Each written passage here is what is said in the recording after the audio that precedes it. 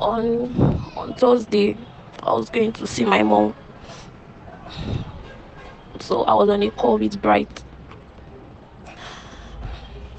So I was almost close to the roundabout leading to my mom's house. Then the taxi I was in, there were two women at the front. Then another lady was sitting close to me. The taxi had to use another road. I didn't know the taxi man, okay, why you dey pass this road? Say I go soon stop for front. The man said he's looking for passenger. I said, okay, if you pass front, you go still see passenger. He didn't answer me. So we're still going. And a man entered the car. So when this man entered the car, he was telling me to drop the call. I should drop the call. I ended the call. I asked him, okay, why you go tell me to end this call? Like, the thing that one mean. I called Bright again because we were discussing. So I was still talking with Bright. The man slapped me. He told me that he's telling me to drop the call, and I'm asking him why I should drop the call. He showed me gun. Then he covered my nose. I was unconscious. I don't know how long. So when I woke up, I saw myself in a container with other girls and the lady that was with me at the back. I didn't ask the girls there that what happened, why are we here. They said they don't know, that they've been there since. One girl said she has been there since on Monday. So the vehicle, the container we were, it was on a vehicle, a truck. So this truck started moving. It took us to a destination I don't know. So when they got to that destination, they told us to come down. They were on marks. We came down, they blindfolded us, told us to hold our hands. We held ourselves, we entered the building. So when we entered this building there was no window, no nothing. The room was just like that. They told us to undress ourselves. We undressed ourselves. Some people were on bra, some people were without bra. I didn't remove my pants because I was on my period. So when they told us to remove our clothes, a woman came inside. So when they told us to remove our clothes, a woman came inside. I don't know if she's a nurse, I don't know if she's a doctor. She came in with a marker and she came in with a man. They were on marks too. The woman bisected us. She drew 2 lines at our back and crossed it. She came to my front. She circled my breast, my tummy. She came to my vagina. She did the same thing. After she did everything, the same thing to everybody there. She injected us with what I don't know. My skin color became dark. I was becoming darker. My skin, it was as if there was a and I was becoming darker. I was becoming dry. She left. The woman brought water for us. We drank. The woman came inside 4 times to give us water. She gave us the water. When we were drinking this water, we were becoming very weak and dizzy. We stayed there. I can't tell the time when all this thing was happening because we were in a room. I don't know if it was day or if it was night. So we were there. I don't know if it was the next day. They told us to come outside. We came outside. While we came outside, I was hearing children's voices in the next room. So we went outside. We went to a bush. I saw 2 big pots. These pots they use in cooking banga, palm fruits. 4 big pots. We were 10 girls. I made them the 10. I don't know if I made them the 10th girls, but we were 10 in numbers. So we were outside. A man came and asked us which of us is with a phone. Nobody said anything. So they gave us a skull, like a head of a person. But this skull has cowries in the eyes. They gave me the skull. We passed it to each other. Everybody carried the skull. He got to this girl's hand. The skull refused to leave her hand, meaning she was the one with the phone. They asked her who she called. She said she didn't call anybody. They told her why was she with the phone. She said she didn't know she was still with the phone. In my presence there, they cut off this girl's head. So before they would kill us, they would have to sleep with us. So they did whatever they were doing. It got to my point. It got to me. They asked me why am I wearing pants. I told them that I was on my period. I was sleeping putting on pants. Since the day they carried me, I've not changed my pad. My pants was soaked. I was smelling. They asked the woman that came to bisect us if she didn't notice I was on my period. She said she did. She thought there was no need since they wanted to use us. So they asked the woman if she didn't notice I was on my period. She said she did, but since they wanted to use us, she thought there was no need. In my present day, they killed the woman. So they took me to a building. They asked me how many of my contacts can produce 10 million naira. I said I don't know. They said, who do I want to call? I said I want to call my mom. I said I want to call my dad. I called my dad. So I called my dad.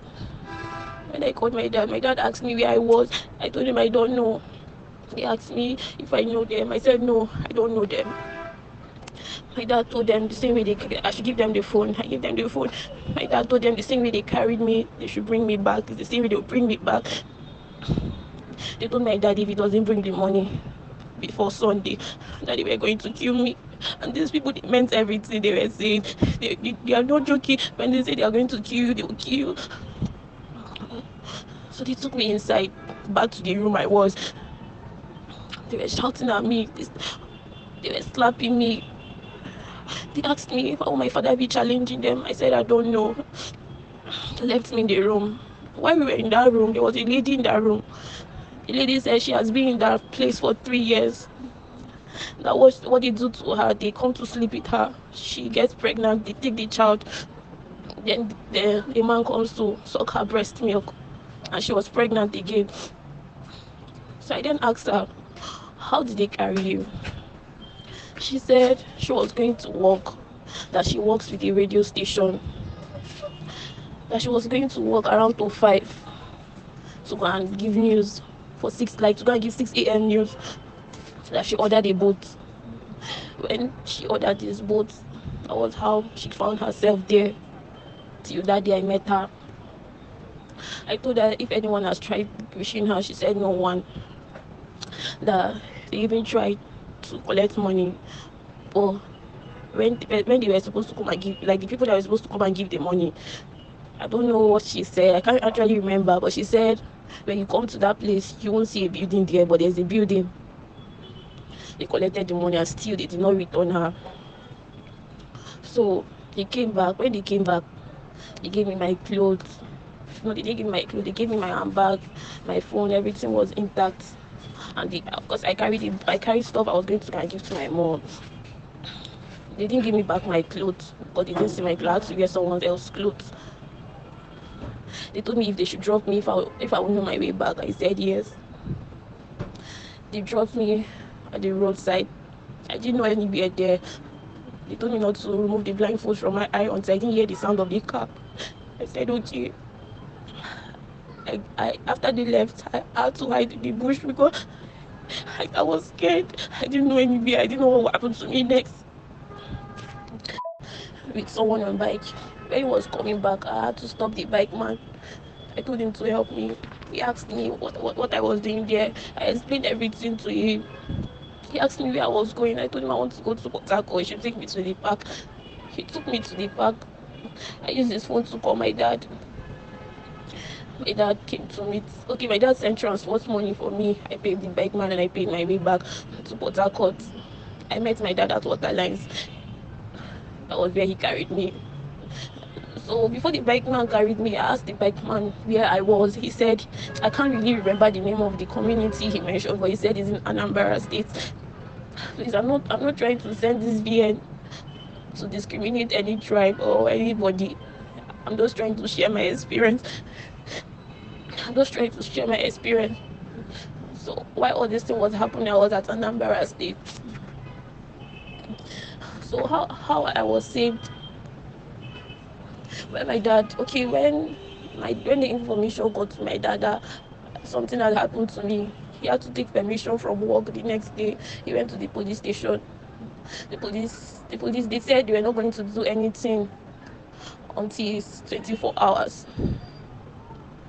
My dad went to the village that same day. He went to meet a native doctor.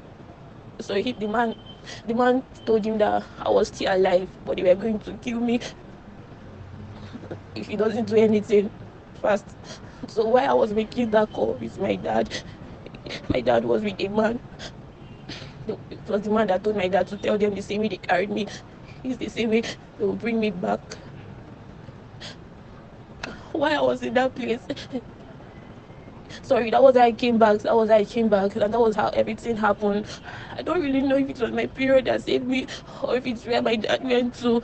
But what I know that I'm alive, and I want to share this voice note with everybody, especially my gender.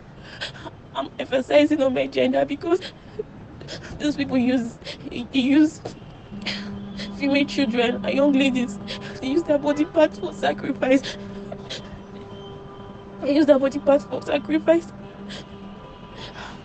So please, my gender, if you're hearing this voice note, be careful. Things are happening outside that we don't know. I almost died. If I wasn't alive, I'm not sure any of you would have heard this voice note. But because I'm alive, I said, let me share it with all of you. Please, if you can share the voice note, share it. People are killing girls. They are killing young ladies. They're using their body parts for rituals. They're using their body parts to make sacrifices. Since I came back from there, I've not been able to sleep at night. Please, you all should be careful. This is Imba. We've entered Imba. Things are happening. All I can say is that people should be careful. People should be careful.